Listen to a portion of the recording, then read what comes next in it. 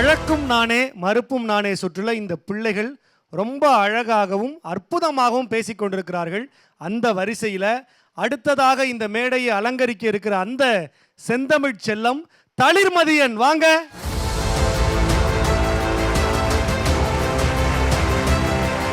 வணக்கம் தளிர்மதியன். வணக்கம் ஐயா. தலைப்பு என்ன தளிர் இந்த சுற்றுல? டியூஷன் என்னும் தனி வகுப்பு தேவை தேவையில்லை. இந்த டியூஷன் என்று சொல்லப்படுகிற அந்த தனி வகுப்பு எங்களுக்கு வேணுமா வேண்டாமா அப்படின்னு சொல்லி இந்த சின்னஞ்சிறு இந்த மழலை ஒட்டுமொத்த தமிழ் நேயர்களுக்காகவும் பேச இருக்கிறாரு. ஒரு உற்சாகமான கைத்தட்டு. பார்த்து கொண்டிருக்கிற பிள்ளைகள்லாம் தொலைக்காட்சிக்கு பக்கத்தில் வந்து கேட்க ஆயத்தமாகியிருப்பாங்க. சிறப்பாக பேசுங்க, வாழ்த்துக்கள். நன்றிங்க ஐயா. டியூஷன் என்னும் தனி வகுப்பு தேவை. பள்ளி ஆண்டு விழாவில் 40 வரிகள் கொண்ட சினிமா பாடலை மனப்பாடமாக பாட முடிந்த எங்களால் பாட புத்தகத்தில் இருக்கும் 4 திருக்குறளை முழுமையாக பொருள் புரிந்து சொல்ல முடியவில்லை. என்ன செய்வது? எங்கள் டிசைன் அப்படி.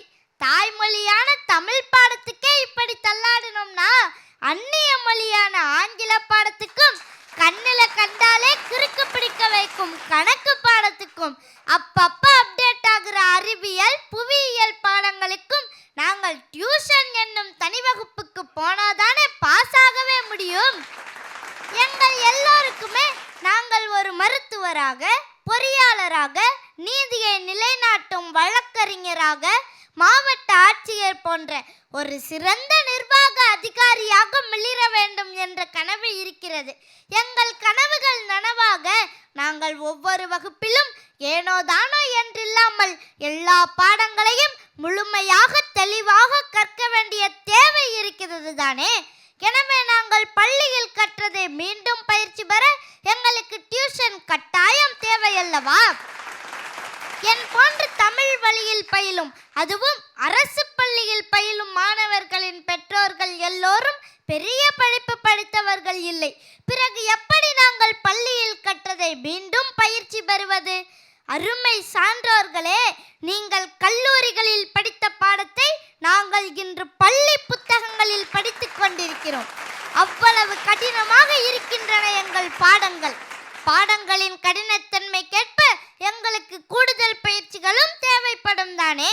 கொரோனா பெருந்தொற்று காலத்தில் ஏற்பட்ட தேக்கத்தை சரி செய்ய இல்லம் தேடி கல்வி என்னும் அருமையான திட்டத்தை இந்த அரசாங்கமே எங்கள் வீடுகளுக்கு அருகிலேயே இலவச டியூஷன் மையங்களை தொடங்கி இன்று வரை தொடர்ந்து நடத்தி கொண்டிருக்கிறது. இது எதனால்? எங்களுக்கு பள்ளியை தாண்டிய பயிற்சியும் தேவை என்பதை இந்த அரசாங்கமும் உணர்ந்திருக்கிறது என்பதால் தானே. மிகுந்த அர்ப்பணிப்பு உணர்வோடு செயல்படும் நல்ல பயிற்சி மையங்களும் இருக்கத்தான் செய்கின்றன. எனது சொந்த மாவட்டமான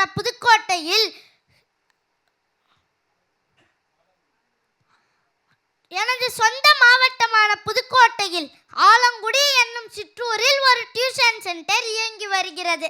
அங்கு பயிலும் மாணவர்கள் அனைவரும் ஒரு சிறு அடிப்படை வசதிகள் கூட இல்லாத குக்கிராமங்களில் இருந்து வருபவர்கள் தான். கடந்த 18 நூற்றாண்டுகளில் கிட்டத்தட்ட 35 மருத்துவர்களையும் 100க்கும் மேற்பட்ட பொறியாளர்களையும் 110க்கும் மேற்பட்ட அரசு அதிகாரிகளையும் அந்த மையம் உருவாக்கி இருக்கிறது. இது போன்ற நல்ல மையங்களில் சேர்ந்து நம் வாழ்வில் உயர்வடையலாம் என்பதே என் கருத்து. டியூஷன் என்னும் தனி வகுப்பு தேவையில்லை. எதனால்? காலை எழுந்தவுடன் படிப்பு, பின்பு கனிவு கொடுக்கும் நல்ல பாட்டு, மாலை முழுதும் விளையாட்டு என்று வழக்கப்படுத்தி கொள்ளு பாப்பா என்று எழுதிய பாரதி இன்று இருந்திருந்தால் இப்படிதான் எழுதியிருப்பார். காலை எழுந்தவுடன் ஒரு டியூஷன், பகல் முழுதும் பள்ளிக்கூடம், மாலை வந்தவுடன் அடுத்த டியூஷன் என்று வழக்கப்படுத்தி கொள்ளு பாப்பா என்று. இந்த பெத்தவங்க எங்களை படுத்துற பாடு இருக்கே அப்பப்பா, கொஞ்ச நஞ்சம் இல்லை. அவங்க படிக்கணும்னு ஆசைப்பட்டு முடியாம போனதெல்லாம் நாங்க படிக்கணும்னு எங்களை கசக்கி புளியிறாங்க. ஓடி விளையாடு பாப்பா என்று பாரதி எழுதிய பாட்டை ஒப்பிக்காமல் விளையாட போனதுக்கு திட்டுறாங்க ஐயா. பாரதி இருந்திருந்தால் எங்களை திட்டவிட்டிருப்பாரா? எம்பிபிஎஸ் படித்தால் மருத்துவராகலாம், பிஇ படித்தால் பொறியாளராகலாம், பிஎல் படித்தால் வழக்குரைஞராகலாம். ஐஏஎஸ் தேர்வு எழுதினால் கலெக்டர் ஆகலாம், ஏன் எதுவும் படிக்காமல் மந்திரியாக கூட ஆகலாம். ஆனால் என்ன படித்தால் மனிதராகலாம் என்று யாராவது சிந்திக்கிறார்களா? இப்போதெல்லாம் அரசு பள்ளிகளில் பின்பற்றப்படும் முப்பருவ கல்வி முறையில் எவ்வளவு கடினமான பாடமாக இருந்தாலும் அந்த பாடத்திற்கு நாங்கள் வெறும் 60 மதிப்பெண்களுக்கு தான் தேர்வு எழுதுகிறோம். மீதம் இருக்கும் 40 மதிப்பெண்கள் நாங்கள் செய்யும் பாடம் சார்ந்த இணை செயல்பாடுகளுக்கும் செயல் திட்டங்களுக்கும் தான் வழங்கப்படுகிறது. எனவே எங்களுக்கு எந்த ஒரு டியூஷனும் தேவையில்லை. இப்போதெல்லாம் அரசு பள்ளி மற்றும் அரசு உதவி பெறும் பள்ளியில் பணியாற்றி வரும் அனைத்து ஆசிரியர்களும் ஏனோதானோ என்று இருப்பவர்கள் அல்ல. டிஇடி, டிஆர்பி என பல தேர்வுகளை எழுதி வெற்றி பெற்று பணியாற்றி கொண்டிருக்கும் அரசால் அங்கீகரிக்கப்பட்ட தகுதியான ஆசிரியர்கள் தான் இருக்கிறார்கள். பொன்னமராவதி வளையப்பட்டியில் இருக்கும் பழனியப்பா தொடக்கப் பள்ளியில் படித்து வரும் மாணவன் நான்.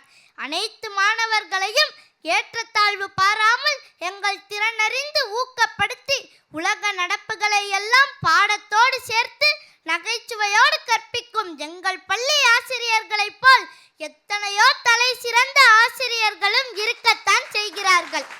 இவர்கள் சொல்லித்தராததையா டியூஷன் மையங்களில் சொல்லித் தந்துவிடப் போகிறார்கள்? நாள்தோறும் நாம் செய்தித்தாள்களில் பார்த்து கொண்டுதான் இருக்கிறோம்.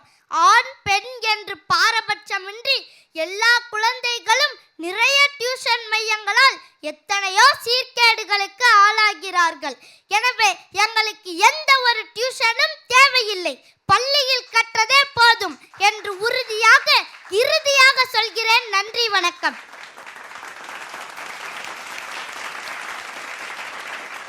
தளிர்மதியன் முழுமதியனாகி வெகுமதியனாகி இந்த சுற்றுல என்ன பேர் அவருக்கு கிடைக்கும் அப்படின்னு நாங்கள்லாம் ஆவலோடு காத்து கொண்டிருக்கிறோம்.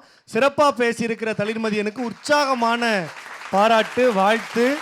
ஆனால் பாரதியாரினுடைய பெயரென எள்ளு பெயரென இந்த மன்றத்தில் வச்சுக்கிட்டு பாரதி இன்னைக்கு இருந்திருந்தா எங்களையெல்லாம் இப்படி திட்ட விட்டுருப்பாரா அப்படின்னு நியாயமான ஒரு கேள்வியை கேட்டுக்கிறான். அதுக்கு முதல்ல நாம் அவர்கிட்டே பதில் கேட்டுருவோம். தளிர்மதியனின் இந்த பேச்சு எப்படி இருந்ததுன்னா? தளிர்மதியன், வளர்மதியன், முழுமதியன், வெகுமதியன் என்ற பெயர்களை தொடர்ந்து இன்றைய பேச்சுக்கு பிறகு உனக்கு பெருமதியன் என்ற ஒரு பெயரை நாங்கள் வழங்குகிறோம். நன்றி ஐயா. பெருமதியன்னு சின்ன ரூ போட்டா பெரிய மதிப்பு கொண்டவன், பெரும் மதிப்பு கொண்டவன் ஒரு பொருள், பேரறிவு கொண்டவன் ஒரு பொருள்.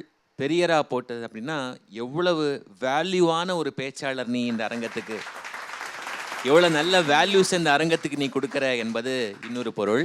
நீ பேச எடுத்துக்கொண்ட தலைப்பு ரொம்ப ரொம்ப முக்கியமான தலைப்பு, கடினமான தலைப்பு.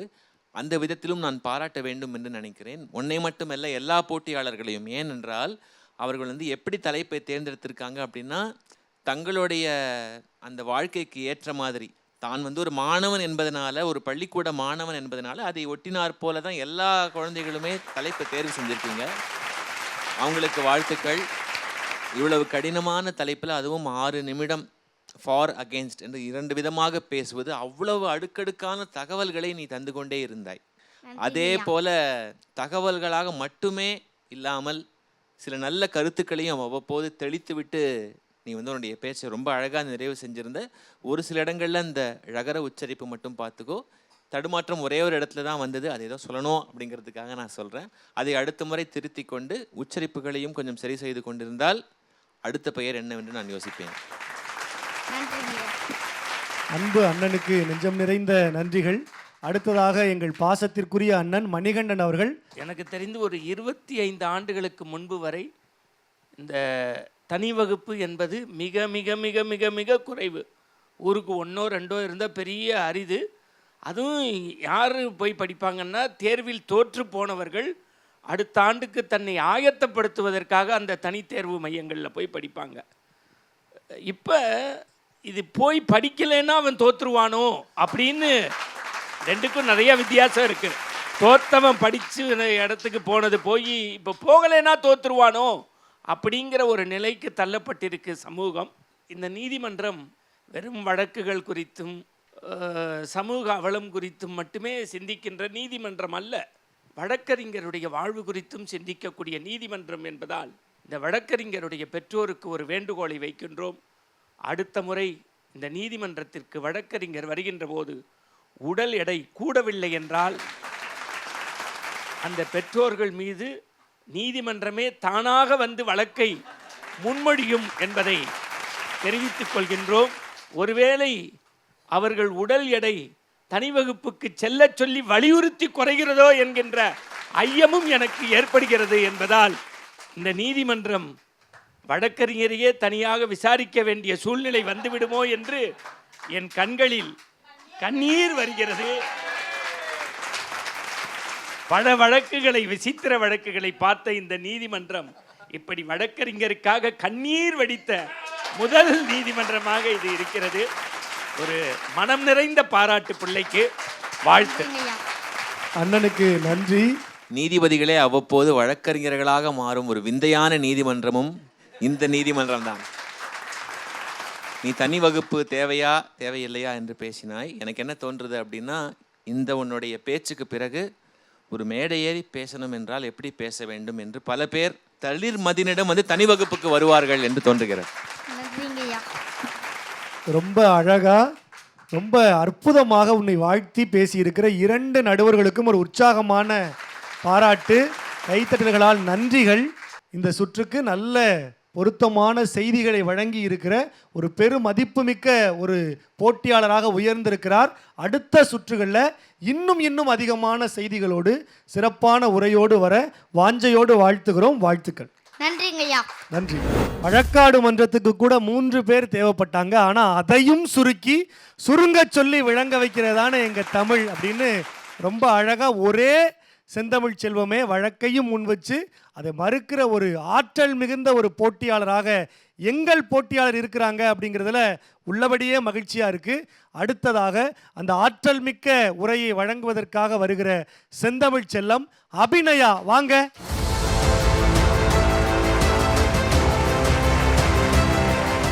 வணக்கம் அபிநயா. வணக்கம் அண்ணே. வழக்கும் நானே, மறுப்பும் நானே, இந்த பாட்டும் நானே, பாவமும் நானேங்கிற மாதிரி வழக்கும் நீங்கள் தான், மறுப்பும் நீங்கள் தான் அப்படிங்கிற இந்த சுற்றுல உற்சாகமாக பேசுறதுக்கு மேடை ஏறி இருக்கிறீங்க. என்ன தலைப்பு? இன்றைய மனிதர்கள் உதவுவது தர்மத்திற்கா தற்பெருமைக்கா? ஓ, இன்றைக்கு மனிதர்கள் உதவுறது எதுக்காக அப்படிங்கிறத அபிநயா பேச்சு மூலமாக நாம் தெரிஞ்சுக்க இருக்கிறோம். உற்சாகமான கைத்தட்டு கொடுங்க, சிறப்பாக பேசுங்க. வாழ்த்துக்கள். நன்றி. பிறந்தாள் ஜனனம், இறந்தாள் பிணம், இதற்கு இடையில் ஏன் அதிக பணம், மனிதர்களுக்கு உதவுங்கள் தினம் என்று புதுக்கவிஞர் பாக்கியராஜ் அவர்களின் கவிதை வரிகளோடு எனது உரையை துவங்குகின்றேன். அனைவருக்கும் வணக்கம். இன்றைய மனிதர்கள் உதவுவது தர்மத்திற்காகத்தான் என்றே நான் பேச வந்திருக்கின்றேன். 2 கை கூப்பி கடவுளை வணங்குவதை விட 1 கை நீட்டி தர்மம் செய், நீதான் கடவுள் என்பார்கள். பணம் கொடுப்பதோ உணவு கொடுப்பதோ மட்டும் தர்மம் அல்ல. அதிகாலையில் எழுந்து அரிசி மாவில் கோலமிடுதலும் தர்மம் தானே. எப்படி என்று கேட்கிறீர்களா? பறவைகளும் சின்னஞ்சிறு பூச்சிகளும் பசியில் வாடிவிடக் கூடாது என்பதற்காகத்தான் அரிசி மாவு கோலத்தையே நம் முன்னோர்கள் கண்டறிந்தனர். அந்த வழக்கத்தை இன்று வரை நாம் பயன்படுத்தி கொண்டுதானே இருக்கின்றோம். அது மட்டுமா, ஜெயங்கொண்டான் என்ற கிராமத்தில் பனை மரத்திலிருந்து தவறி கீழே விழுந்த விவசாயி ஒருவர் மூளைச்சாவால் பாதிக்கப்பட்டார். தனது உடல் உறுப்புகள் அனைத்தையும் 8 பேருக்கு தானமாக அளித்திருக்கின்றார்.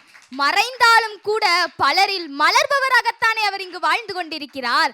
இப்படியெல்லாம் உதவுவது தற்பெருமைக்காக அல்ல, தர்மத்திற்காக மட்டும்தான். மதுரை என்ற ஊரில் கீழையூர் என்ற கிராமத்தில் கோபாலகிருஷ்ணன் தமிழ்ச்செல்வி என்ற தம்பதியினர் தனது 2 கோடி மதிப்பிலான நிலத்தை அரசு பள்ளிக்கு தானமாக வழங்கி இருந்திருக்கின்றார். இதுவும் உங்கள் ஊரில் தற்பெருமைக்கா?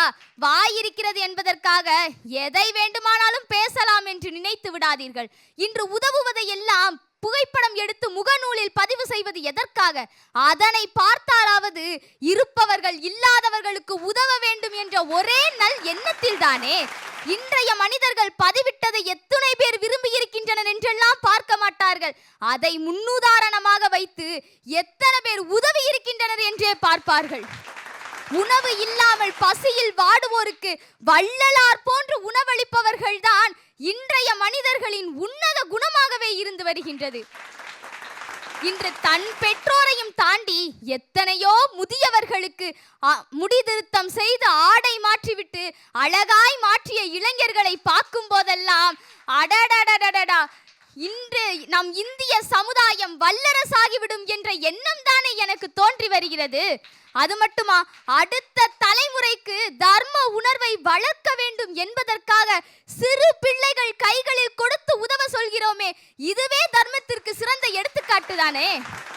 சாலையில் சென்று கொண்டிருக்கும் போது யாராவது தர்மம் பண்ணுங்கயா என்று கேட்கும் பொழுது சிறிதும் தயங்காமல் வாகனத்தை நிறுத்திவிட்டு தர்மம் என்றெல்லாம் கேட்க வேணாமா, என்ன உங்க புள்ளையா நினைச்சுக்கங்கன்னு சொல்லி 5000 சற்றும் சிந்திக்காமல் கொடுப்பதுதானே இன்றைய மனிதர்களின் தர்மமாக இருக்கின்றது. யார் எப்படி வேண்டுமானாலும் கூறிவிடட்டும், இன்றைய மனிதர்கள் உதவுவது தர்மத்திற்குத்தான், தர்மத்திற்கு மட்டுமே தான். நன்றி.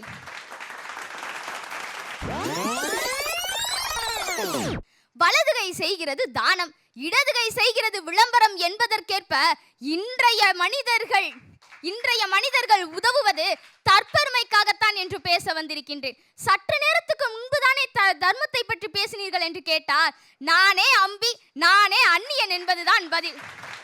சரி, வாருங்கள், தற்பெருமைக்காக உருட்டு உருட்டு என உருட்டும் உறவுகளை எல்லாம் காண்போம். அனைவருக்கும் என் இனிய வணக்கம்.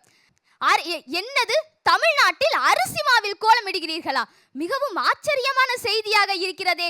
வாசல் அழகாய் இருக்க வேண்டும் என்பதற்காக ரங்கோலி என்பதை ரகரகமாய் வண்ணப்பொடிகளில் வரைவது ஒரு ரகம் எனில், நேத்து என் வீட்டுல கோலம் போட்டதுல பறவைகளும் பூச்சிகளும் அமர்ந்து என் கோலத்தையே கெடுத்துருச்சுன்னு பக்கத்து வீட்டுக்காரியும், அதுக்கு நான் என் கோலத்துல பூச்சிக்கொல்லியெல்லாம் தெளிப்பேன், எந்த பூச்சியும் உட்காந்து என் கோலத்தை கிளைக்காதுன்னு எதிர்த்த வீட்டுக்காரியும் அறிவா ஐடியா பண்ணிட்டு காகங்களுக்கும் பூச்சிகளுக்கும் நாங்க உணவளிக்கின்றோன்னு பெருமிதம் வேற. சொல்லுங்க சொல்லுங்க, உங்களால எவ்வளோ முடியுமோ கம்பி கட்டுற கதையெல்லாம் நீங்க விடுங்க. உடல் உறுப்பு தானம் செய்வது எல்லாம் ஒரு ஓரமாக வைத்து விடுவோம். இன்றைய மனிதர்கள் தனது இரத்தத்தை எடுத்து உறவினர்களுக்கோ நண்பர்களுக்கோ இரத்தத்தில் புகைப்படம் வரைந்து என் இரத்தத்திலும் நீந்தான் என் சித்தத்திலும் நீந்தான் என்று கதையெல்லாம் விடுகின்றோமே, உடல் உறுப்பு தானம் செய்தவர்களும் இரத்த தானம் செய்தவர்களுமே அமைதியாக இருக்கும்போது இது போன்ற தேவையில்லாத வேலைகளை எல்லாம் செய்துவிட்டு கூறுவதே முதலில் தற்பெருமைக்காகத்தானே. இன்று நாங்கள் புகைப்படம் எடுத்து போடுவது எல்லாமே முன்னுதாரணத்திற்கு என்று கூறினால் பதிவின் இறுதியில் எதற்காக மறந்துடாம லைக் பண்ணுங்க, ஷேர் பண்ணுங்க, கமெண்ட் பண்ணுங்கன்னு கூறுகிறீர்கள்.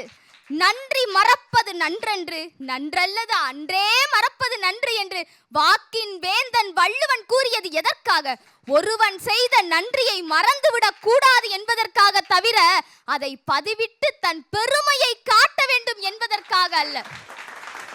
ஒரு பிரியாணி பொட்டலத்தை வாங்கிவிட்டு 8 பேருக்கு கொடுப்பதை போல பதிவிட்டு இறுதியில் தானே உண்டுவிட்டு உணவளித்த வள்ளலார் என்று தனக்குத்தானே பெயரும் சூட்டிக் கொள்கிறார்கள். இதுதான் உங்கள் தர்மமா? அது மட்டுமா, வெளியே முதியோர்களுக்கு உதவுபவர்களே, நீங்கள் உங்கள் பெற்றோரை வெளியில் துரத்தி அடிக்காமல் இருந்தால் முதியவர்கள் எதற்கு சாலைக்கு வரப்போகிறார்கள்? என்னது, சாலையில் முதியோர்கள் யாராவது தர்மம் கேட்டால் வாகனத்தை நிறுத்திவிட்டு, இதை நான் நம்ப வேண்டும். யாராவது தர்மம் கேட்டாலே வாகனத்தை 80இல் முறுக்கிவிட்டு செல்பவர்களை தான் பார்த்திருக்கிறேனே தவிர நிறுத்திவிட்டு செல்பவர்களை இதுவரை நான் பார்த்ததே கிடையாது. என்று நாம் தர்மம் செய்வதை பதிவிட்டு முகநூலில் பதிவிட்டோமோ அன்றே நம் தர்ம உணர்வும் நம்மை விட்டு பிரிந்தது, நம்மிடம் இருந்த மனித நேயமும் நம்மை விட்டு பிரிந்தது. அதனால் தான் கூறுகின்றேன், இன்றைய மனிதர்கள் உதவுவது தர்மத்திற்காகலாம் அல்ல, தற்பெருமைக்காக மட்டுமே தான். நன்றி, வணக்கம்.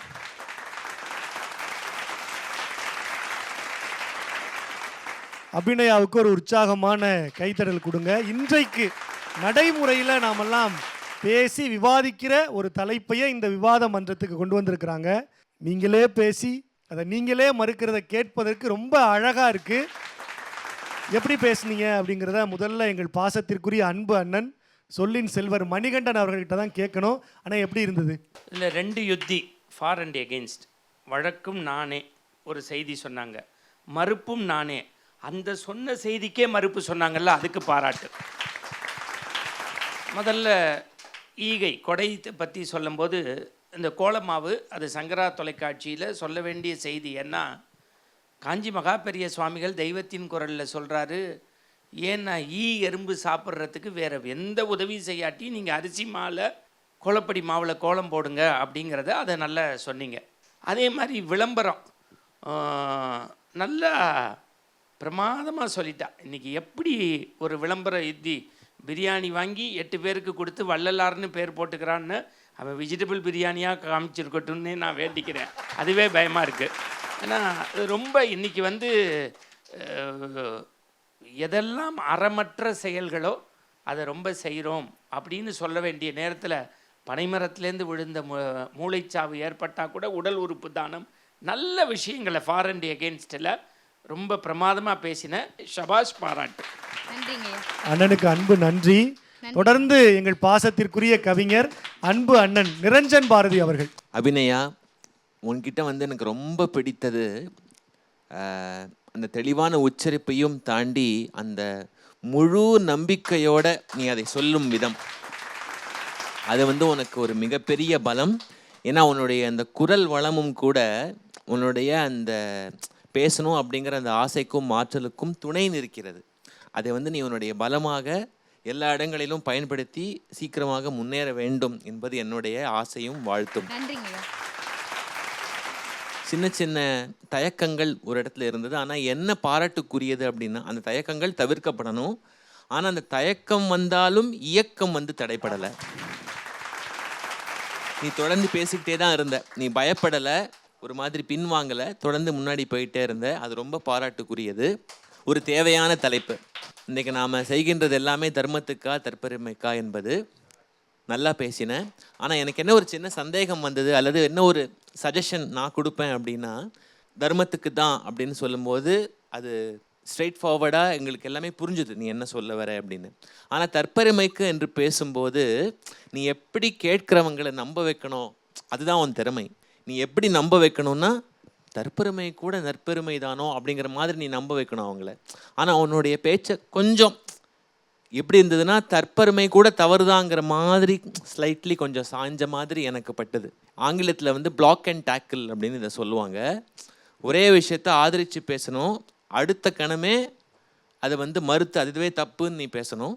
கொஞ்சம் அதை மட்டும் நீ கொஞ்சம் சரி செஞ்சுக்கிட்டா அந்த மாதிரி நீ நம்ப வச்சு ஆடியன்ஸை மயக்கினேன் அப்படின்னா இன்னும் உனக்கு மதிப்பெண்களும் மதிப்பும் கூடும். நன்றி. அன்பு கவிஞருக்கு நெஞ்சம் நிறைந்த நன்றிகள். 2 நடுவர்களுமே நல்ல மதிப்புரைகளையும் அப்பப்போ கூடுதலாக அடுத்த சுற்றுக்கு சிறப்பாக பேசுவதற்கான வழிகாட்டுதல்களையும் வழங்கியிருக்கிறாங்க. அதை எடுத்துக்கிட்டு அடுத்தடுத்த சுற்றுகளில் இன்னும் சிறப்பாக பேச அபிநயாவுக்கு வாழ்த்துக்கள், பாராட்டுக்கள். நன்றிங்க. அடுத்ததாக இந்த மேடையை அலங்கரிக்க இருக்கிற செந்தமிழ் செல்லம் யோகேஸ்வரி, வாங்க.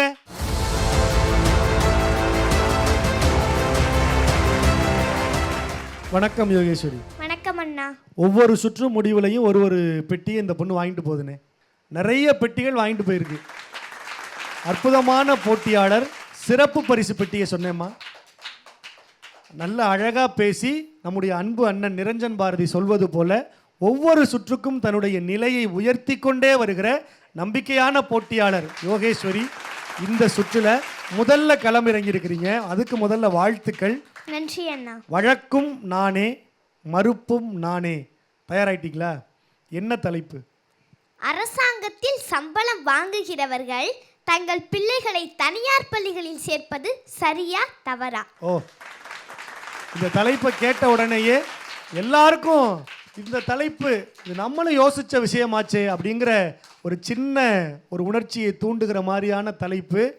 என்ன பேச போகிறீங்க, எல்லார் இதயத்துக்கு பக்கத்துக்கும் உங்களுடைய பேச்சு போக போகுதா அப்படிங்கிறத பேசி முடித்த பிறகு நாம் பேசி தெரிஞ்சுக்கலாம். சிறப்பாக பேசுங்க, வாழ்த்துக்கள். நன்றி அண்ணா.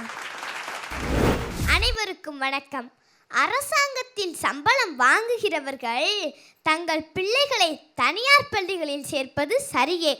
கற்கை நன்றே கற்கை நன்றே, பிச்சை புகினும் கற்கை நன்றே. நல்ல தரமான கல்வி தனியார் பள்ளிகளில் கிடைக்கும் பட்சத்தில் அரசு சம்பளம் வாங்கும் பெற்றோர்கள் தங்கள் பிள்ளைகளை தனியார் பள்ளிகளில் சேர்ப்பது சரியே. 5000 ரூபாய் கொண்டு துணிக்கடைக்கு செல்கிறோம். 500 ரூபாய்க்கும் சுடிதார் உள்ளது, 3000 ரூபாய்க்கும் சுடிதார் உள்ளது. அதிக விலையாக இருந்தாலும் பார்ப்பதற்கு அழகாகவும் உடுத்துவதற்கு நேர்த்தியாகவும் இருக்கும் 3000 ரூபாய் சுடிதாரை தானே தேர்ந்தெடுப்போம்.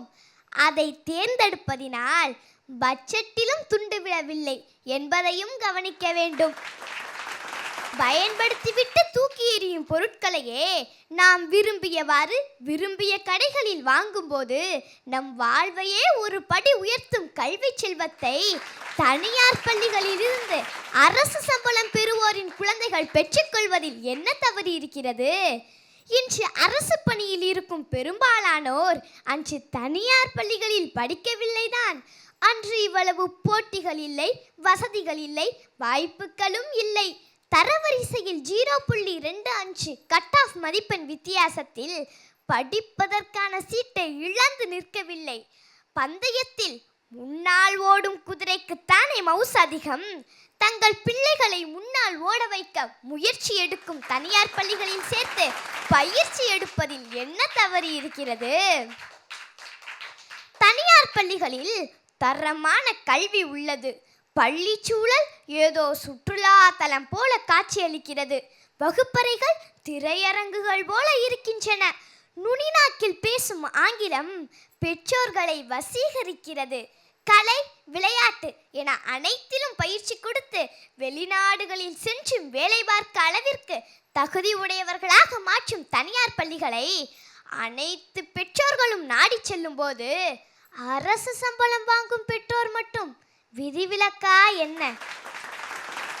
கூரை மேலே சோற்றி அள்ளி போட்டால் 1000 காக்கைகள் வந்து தின்னத்தானே செய்யும். மூளைக்கு 1, மூக்குக்கு 2 என புதுசாய் தினுசாய் தனியார் பள்ளிகள் உருவானார் அரசு பணியாளர்கள் சேர்க்கத்தானே செய்வர். தனியார் பள்ளிகளில் மழலைகளை கவனிக்க ஆயாமா உள்ளார். அவர் கூட ஆன்டியா இப்போது மாறி உள்ளார். வருவோர் போவோரை கவனிக்க வாட்ச்மேன் அங்குள் உள்ளார். யார் கண்டிலும் படாமல் தவறு செய்வோரை கவனிக்க சிசிடிவி கேமரா உள்ளது.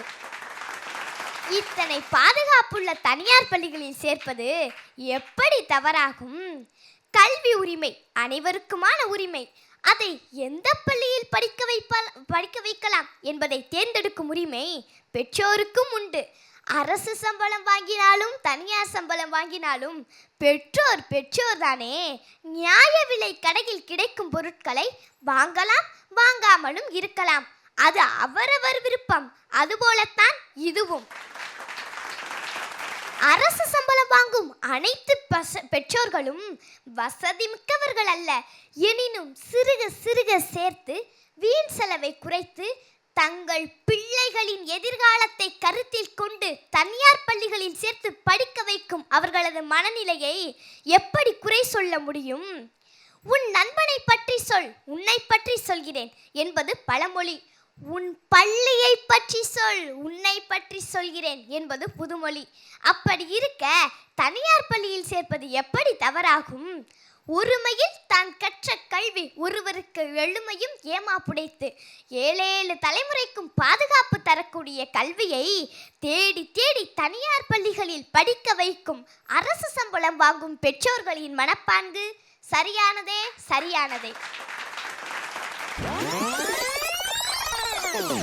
அரசாங்கத்தில் சம்பளம் வாங்குகிறவர்கள் தங்கள் பிள்ளைகளை தனியார் பள்ளியில் சேர்ப்பது தவறே.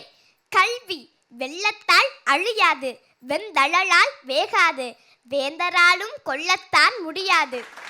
அப்படிப்பட்ட நிலையான செல்வமாகிய கல்வியை நிலையற்ற பணத்தை கொண்டு ஏன் வாங்க வேண்டும்? தரமான கல்வி என நினைத்து அதிக விலை கொடுக்க தேவையில்லை. அதுவும் ஒரு பொருளை பற்றி அறியாதவர்கள் தெரியாதவர்கள் கூட ஏமாறலாம். அரசிடமே சம்பளம் வாங்கி தன் வாழ்வின் தரத்தை உயர்த்தியவர்கள் தங்கள் பிள்ளைகளுக்கு மட்டும் தனியார் பள்ளிகளை நாடி செல்வது எப்படி சரியாகும்? எல்லா தனியார் பள்ளிகளும் தரமிக்கதும் இல்லை, எல்லா அரசு பள்ளிகளும் தரம் தாழ்ந்ததும் இல்லை.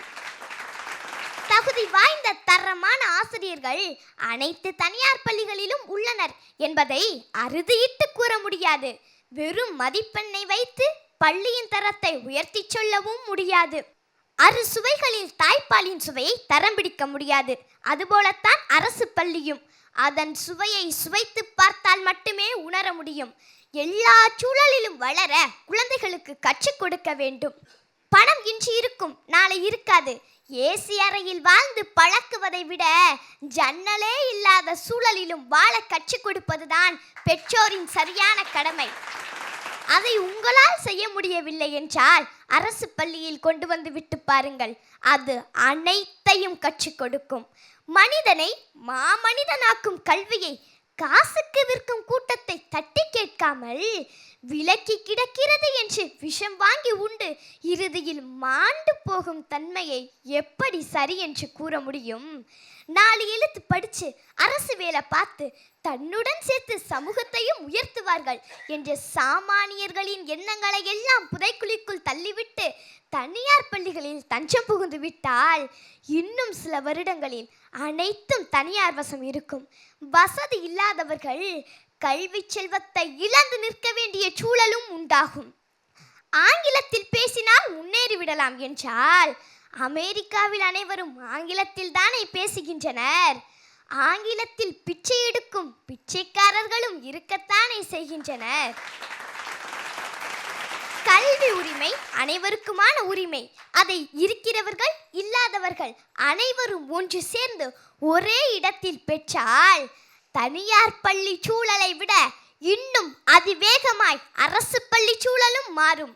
கண்மாய் வெட்டுக்கு போகும் கண்ணம்மாளின் மகளும் மாவட்ட ஆட்சியரின் மகளும் ஒரே பள்ளியில் படித்தால் பள்ளியின் தரம் எப்படி தரம் தாழ்ந்து போகும்?